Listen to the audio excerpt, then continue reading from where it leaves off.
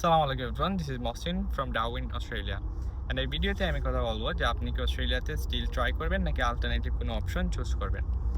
অনেকেই ভিসার জন্য অ্যাপ্লাই করতে চাচ্ছেন, বাট রিসেন্টলি যে আপডেটটা আসছে অস্ট্রেলিয়াতে রিজেকশনের হার লাইক গত ফেব্রুয়ারিতে এবং মার্চে ছিল বাংলাদেশ থেকে 51% রিজেকশন এবং অনলি 49% অ্যাকসেপ্টেন্স। সো আপনার এখনও কিন্তু অ্যাভারেজ লাইক 50-50 চান্স আছে আপনার ভিসা হওয়ার।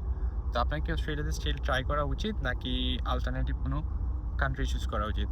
আমি বলবো আপনি স্টিল অস্ট্রেলিয়াতে ট্রাই করেন, কারণ আপনি যদি একটা ফার্স্ট ওয়ার্ল্ড কান্ট্রি চুজ করতে চান, আপনি যদি একটা বেস্ট কান্ট্রি চুজ করতে চান আপনার স্টাডি ডেস্টিনেশনের জন্য, আপনার জন্য বেস্ট অপশন হবে অস্ট্রেলিয়া।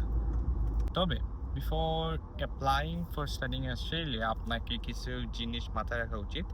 আপনার শুধু একটা এজেন্সির উপর ব্লাইন্ডলি ডিপেন্ড না হয়ে আপনি যদি নিজে একটু ঘাটাঘাটি করেন, নিজে একটু জানা ট্রাই করেন, এটা আপনাকে অনেক বেনিফিট দেবে।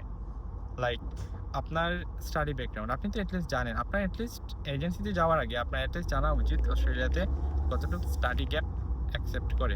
আপনার যদি ব্যাচেলরের জন্য অ্যাপ্লাই করতে চান, খুব বেশি স্টাডি গ্যাপ থাকে, তো আপনার এই অস্ট্রেলিয়াতে অ্যাভয়েড করা উচিত। মাস্টারের জন্য ওকে, বাট স্টিল আপনাকে একটা জব বা একটা স্টাডি গ্যাপ খাবার করার মতো কিছু একটা দেখাতে হবে যেটা আপনাকে একটু প্রোডাক্টিভ দেখায়।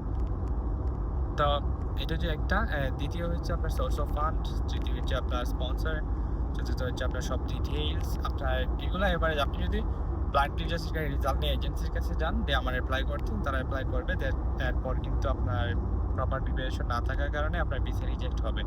আর আপনি যদি নিজে একটু সতর্ক থাকেন আপনার ডিটেলস সম্পর্কে, আপনার কাজ সম্পর্কে, আপনার আপনার এবারে সব কিছু যদি পারফেক্ট মনে হয় এবং এনাফ কনফিডেন্স থাকেন, তখন আপনি অ্যাপ্লাই করেন।